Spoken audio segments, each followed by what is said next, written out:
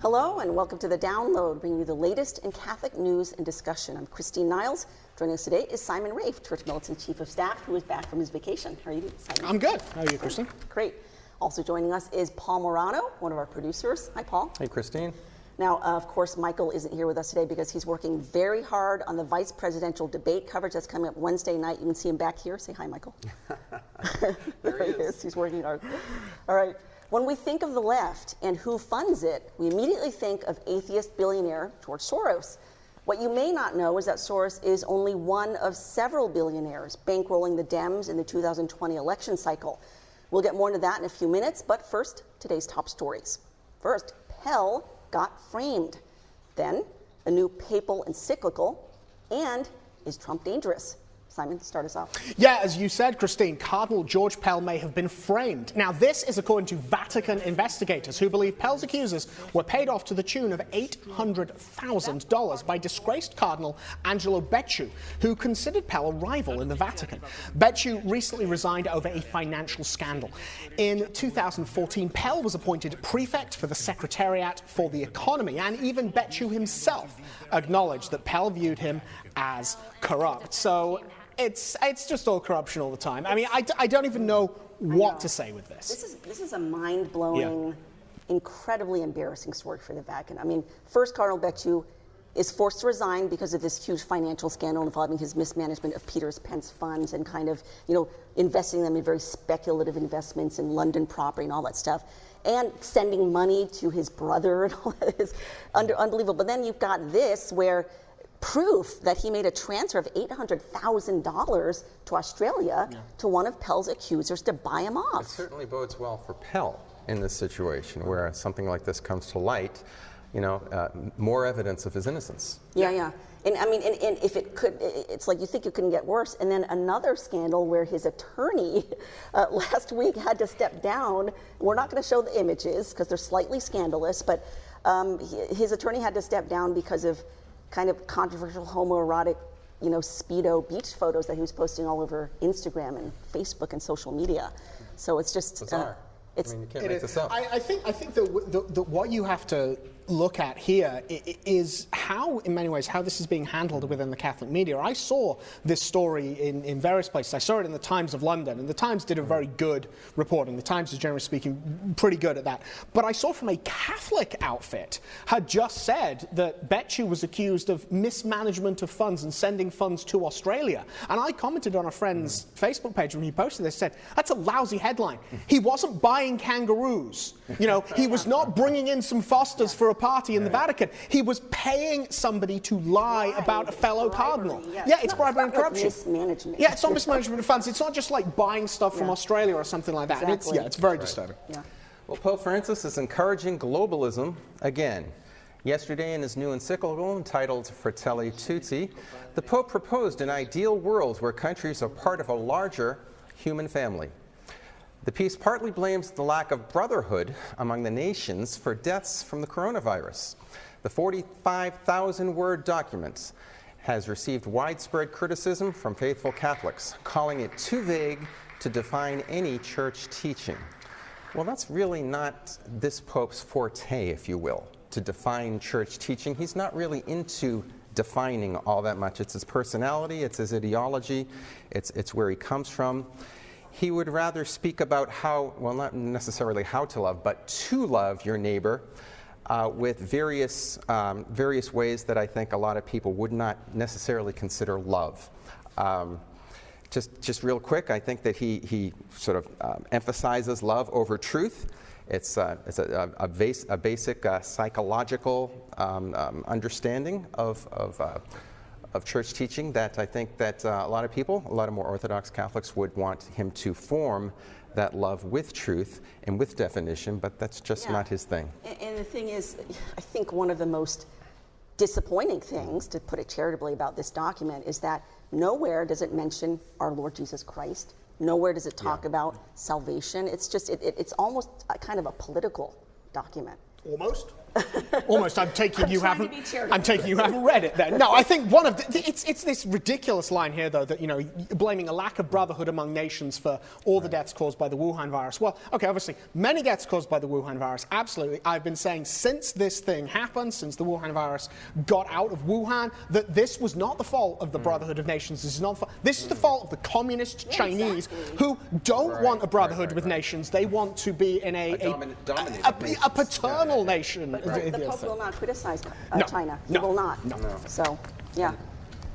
Anyway, a former Secret Service agent is blasting President Trump for leaving the hospital with a mask on. But commenter Dan Bongino is slamming such critics, dismissing concerns that the president endangered his Secret Service detail. But Steve, we don't get to be worried because that's not what we do. And this story is infuriating. No one gave a damn. Listen to me. I'd like to say something else, but it's cable news and it's the morning show. Yep. No one gave a damn about the Secret Service when the Secret Service was at risk knowingly, where other protectees knowingly put them at risk in other situations. I didn't hear any stories. Steve, do you remember the story about the friend of mine who caught chikungunya fever in Africa? Remember that one? I do. No, of course you don't, because you never heard about it. Trump took a short car ride yesterday to show his supporters outside Walter Reed Medical Center he was doing well despite his hospitalization. Those supporters have been there all weekend, and it's been really nice because the first night, actually, Trump sent his staff out to give them chocolates, to show them his support. And then yesterday he decided, I'm going to make a little surprise for them because they've been out there for a long time. They've been praying for him and everything. That's So really cool. Now, notice the selective outrage. Oh, of course. Selective outrage. Yeah, I think also let's just discuss some brass tacks. Okay, that car, which I believe is a Cadillac, I think it's a Cadillac. It weighs like essentially like 2 or 3 Michael Moores. It's huge, and it's this massive tank, and it has like its own air system and filtration because the whole idea is that if somebody wishes to take out the president, they got to get through this Cadillac tank, and it's sealed against like biological and nuclear and chemical attacks and stuff. It's sealed. President Trump was wearing a mask when he went out. The Secret Service, you see them there, they're wearing a mask and stuff. They've been around him all weekend. They're doing all this sort of stuff. The doctors okayed it. They specifically gave him the okay to go out there. And as well, with the best will in the world, this virus has an extraordinarily good survival rate if you are young and fit and active. Without wishing to reference one of the greatest movies in the last few years, In the Line of Fire with Clint Eastwood, not all Secret Service agents are old, near the end of their career, retired, almost Clint Eastwood, which he is. Great movie, tremendous movie. But they are young, fit, active people. They are not at danger from getting the China virus and dying. One of mine seems to be that the doctor said it was okay. I mean, where's your respect science left? Right, well, those are today's top stories. After the break, we will talk about the billionaires who fund the left. We will be right back.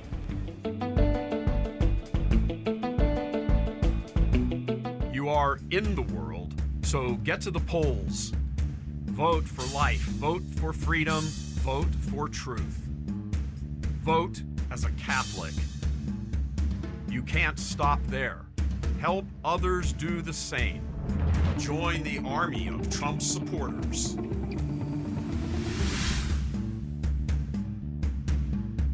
Remind the left that we are the land of the free and the home of the brave. Hundreds of millions of dollars have been flowing into the coffers of Democratic candidates nationwide. And the men responsible are pushing abortion, LGBT ideology, and the destruction of religious freedom. Big Democrat money also funded Black Lives Matter riots, which are still ongoing. Church militants J.P. Severini tells about what's going on in Louisville, Kentucky. Chaos continues in the streets of Louisville, Kentucky. Louisville saw Black Lives Matter rioting for weeks earlier this summer, just like other big cities, sparked by the death of George Floyd in police custody in Minneapolis. Tensions are flaring again over a grand jury decision related to the death of Breonna Taylor. 2 Louisville Metro police officers were shot September 23rd, hours after the court's announcement. Taylor died at age 26 during a police raid in Louisville back in March. BLM supporters point out officers had a warrant for a no-knock raid, meaning they weren't required to identify themselves before charging in. But based on witness testimony, The court determined officers did announce their presence. Breonna was shot by police returning fire after her boyfriend shot at them. One officer was indicted for wanton endangerment for firing 10 shots recklessly during the raid. That officer pleaded not guilty. But no one is facing charges directly connected to Breonna Taylor's death. Expecting protests and riots, the city implemented a 9 o'clock curfew. The night of September 24th, protesters stuck around after curfew, using the grounds of a Unitarian church as sanctuary. My name is Lynette Lau, and I'm a member of First Unitarian Church Congregation. And our purpose in offering sanctuary to folks here this evening is to provide a safe space of love and compassion. One video out of Louisville shows demonstrators pulling signs and equipment out of a U-Haul. Yet another indication that the unrest around the country is far more organized than one might think. J.P. Severini, Church Militant, Detroit. Yeah, so as we saw in that news report there, this is a highly organized movement. You saw the truck with the equipment being taken out, the shields and all this stuff. Somebody's paying for that. Who's paying for that? And we know one of the people paying for that is the person that we mentioned earlier, George Soros, leftist billionaire.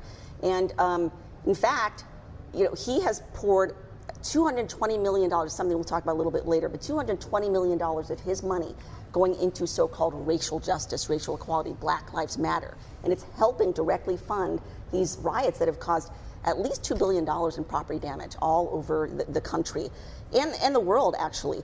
But, it's interesting how far Soros's tentacles have reached. And some people even said maybe they've reached into Fox News, which is supposed to be the bastion of conservative news.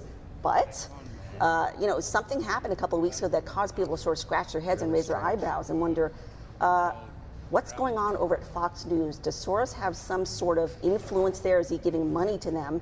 Because there was a very interesting exchange with Newt Gingrich and then Harris Faulkner of the Five. Let's go ahead and play that clip right now.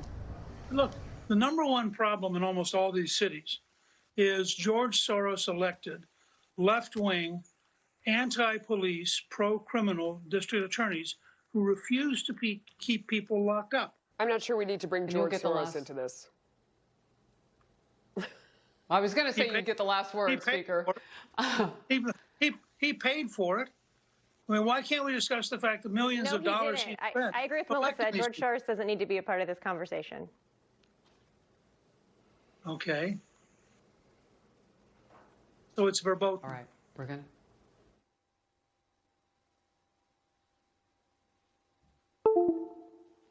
going to move on. Sorry, just a correction, that wasn't the Five, that was outnumbered, but that was probably one of the most awkward moments on Fox News. And Harris Faulkner actually had to come back the next day after so much backlash from thousands of people on Twitter. She kind of issued an apology, non-apology, saying, well, we should have, no, she just sort of said, well, we should have let him talk. And good for Tucker Carlson. He actually came out with a show almost right after that. That's right. Devoted a huge portion of his show to Soros, his corruption, his filthy money, going to back all sorts of Democrat DAs and mayors all over the place. For instance, Kimberly Gardner, she is the circuit attorney in St. Louis, this lady. 70% of her campaign was funded by Soros, about $200,000. This is the lady who's going after Mark and Patricia McCloskey, the gun owners who were lawfully protecting their home from this Black Lives Matter mob that was trespassing on their private property, threatening to burn down their house, tore down the iron fence, and yet all of those rioters have been released from the prosecutor. She just did this last week. She's like, I'm not going to charge any of them. But the McCloskeys are still facing a felony charge, and this is a Soros-backed lady. Another thing too. Let's see the Soros tweet, where, as I mentioned before, he pledged $220 million for decades. My foundations have invested in dismantling systemic racism, from ending the drug war to securing voting rights. Now, a new $220 million investment will build power in Black communities and new anti-racist policies in the U.S. But as Black Lives Matter exposés have revealed, this is really all about a Marxist movement. In fact, they received so much backlash that just a couple of weeks ago, Black Lives Matter had to remove its About page, where it admitted we are trying to target the nuclear family, break up the nuclear family. They had to take that down. Doesn't mean that they're deviating from that. Also, take a look at this headline, Washington Free Beacon article. It shows that he is pouring a record $50 million into the 2020 election. Once again, just his evil influence is everywhere, and he has all sorts of money, and he's trying to influence this election. And Soros is not the only sugar daddy here that's influencing this election on the Democratic side. You've got Michael Bloomberg, you've got Tom Steyer, both very rich billionaires from the Democratic side. Both ran for president, both got virtually nothing in terms of percentage. But Bloomberg, 78 years old, not a spring chicken, worth $55 billion, donated over $9 billion so far to various causes. Now he's focusing on Biden-Harris to get them elected. Now, a lot of his focus is where one of his homes are in Florida. He promises $100 million to go into the Florida campaign for Biden-Harris, and he has raised $16 million to pay for fines and restitution, and that's just in one state. $100 million. And he paid $16 million to pay fines and restitution for convicted felons in Florida, so that they will be able to vote. He's pulling out all the stops in Florida. Florida, as everybody knows, is probably the #1 battleground state. Whoever wins Florida probably wins the election. He ran for president again. Trump endearingly calls him Mini Mike. I love Trump's. He does a great impression of him too. And he does a good impression, but I'm a nickname connoisseur, so I love Trump's nicknames to everybody. He pledged $60 million to go to support Democrats also in House races, and of course the House, it's probably not going to go to, at least chances are, it won't go back to the Republicans, but it's very important as well as the Senate. Tom Steyer, on the other hand, he's another biggie, not as rich as Bloomberg. He's not worth $55 million. He's worth about $1.6 billion, but he uses it for liberal causes. Now, according to his websites, his values are economic, racial, and environmental justice. He's a big green guy. He's a big environment guy. He's a big climate change guy. That's his #1 stand. I don't know if you guys remember the Republican debates, the primary debates. That's virtually all he talked about was climate change this, climate change that. So he's definitely funding the liberals on the left here, and he leads all. In fact, he leads all liberal donors this time around, including Bloomberg and including Soros, in contributing almost $248 million to Democratic candidates, presidential ticket, as well as the House and Senate candidates.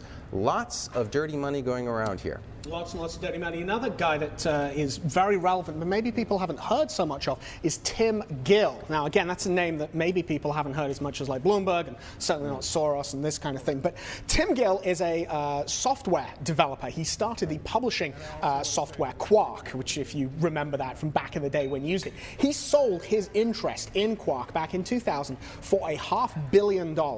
And since then, he has spent $400 million of it on gay rights advocacy. So this guy, Tim Gill, is deep into this whole idea of kind of dark money. You don't really know what he's doing. He's got these various, non-profits and foundations and things that he uses to funnel this money around. Now, one of the things that he's got is the Gill Foundation. Now, the Gill Foundation is of great importance to pushing, as I said, these gay rights advocacy thing, specifically the Obergefell decision, which, if you don't keep up with the names of Supreme Court decisions, that's the one that made the Supreme Court ruling that made gay marriage a thing in the United States, Obergefell v. Hodges. And actually, according to the attorney who was for Obergefell, Mary Bonato, she said, we would not be where we are without Tim Gill and the Gill Foundation. So they are, very, very important. We see here, obviously, this is the Gill Foundation website. You can go look at it yourself. I really would urge people to learn about Tim Gill, because he's plowing loads and loads of money into this very specific, narrow kind of thing, and that's where these things are happening. George Soros putting up the money for these district attorneys and so forth on the ground at this very sharp point of the spear.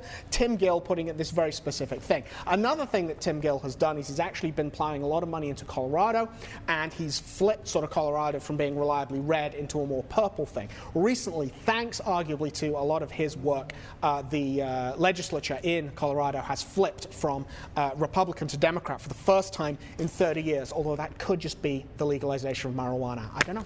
Yeah, Bill is he's a mega donor to the LGBT. He has poured $422 million into the whole cause. He's considered probably the nation's most powerful influencer of the whole LGBT movement. Yeah. But really, coming back to Tom Steyer, though, I mean, it's interesting.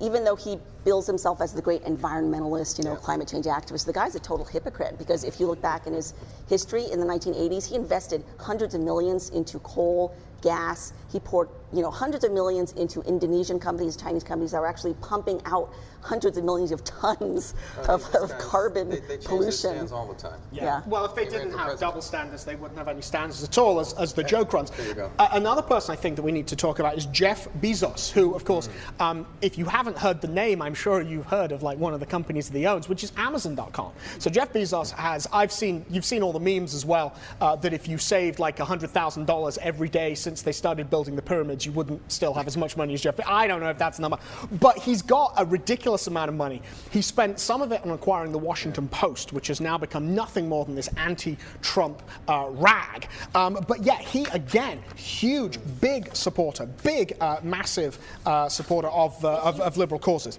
He really profited off the whole pandemic. I mean, because people were now staying home, and so they were going on Amazon, doing their shopping there. That's right. He got billions. Well, yeah, it has been said that this was the largest wealth transfer in the history of the world, from small businesses that all went to the wall because people weren't shopping, to large businesses. Specifically, Amazon was, of course, the one who really benefited from that. Because of the virus, because nobody was going out to buy. And kind of related to Church Militant, Amazon has yanked our Smile account because we apparently violated their guidelines. We are a hate group according to Severn Poverty Law Center. Yeah, which means we're a truth group. Yeah, exactly. Yeah. That's how it works. Another interesting fact, I mean, just a number, obviously we've thrown around a lot of numbers here of how rich these guys are, how much money they've plowed into particular causes. $11 billion is the estimated total that is going to be spent on the 2020 election, which is a terrifying number. $11 billion, when you actually think about it, is going to be spent on this thing. It's a lot of that. Now, obviously, a lot of that is coming for Republicans and so forth, but there's a lot that is coming from Democrats. And as I saw actually a little sort of tweet exchange recently, and the tweet exchange said that Joe Biden was all about Scranton and all about small town Americana and this sort of stuff, and Donald Trump, he was Wall Street and da-da-da-da-da. And somebody responded very sensibly and said, hold up, Joe Biden and his ilk are getting more donations from Wall Street and these billionaires and stuff than Donald Trump is. Donald Trump is getting these $25, $15 donations from regular American people, like the people who are on Main Street in Scranton, rather than Joe Biden. You've got to flip this on its head. This whole notion that the Democrats are for the little guy and this, no. It's not country club Republicans versus, the working class Democrats. It's quite the opposite. No, I mean, and Soros, he's very much behind funding all these Democrats, including the Biden campaign, which explains why Biden refuses to condemn Black Lives Matter by name, and he refuses to condemn Antifa by name, because these are groups that are absolutely backed by Soros. Soros also backs Biden, and these are his donors. This is his base. These are his voters. He will not condemn them by name. Interesting. Yeah, but yet Trump is the one called out for not denouncing white supremacy, even though he's done it explicitly at least 4 times. Now there's a meme now that CNN reports that Trump did not denounce white supremacy within the last 24 hours. It's like, how many times do you have to do it before they believe him? That is very funny. Well, that about wraps up our discussion for now. Back in a bit after a short break, so don't go away.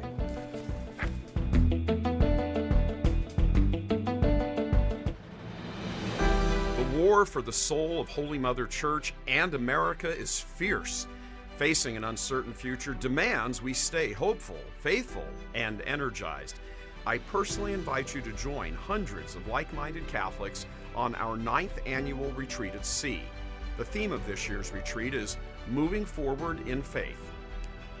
So please sign up today, and we'll see you on board.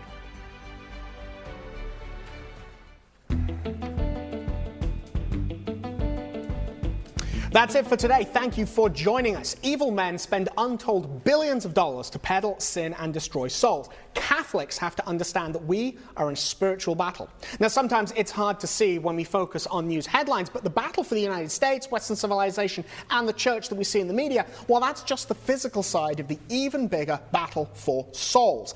And it's a battle every single one of us is called to fight. This is the battle of our age. And although we're not billionaires, unfortunately, we must fight with the tools that God gave us. And to be honest, they're more effective than a massive bank account.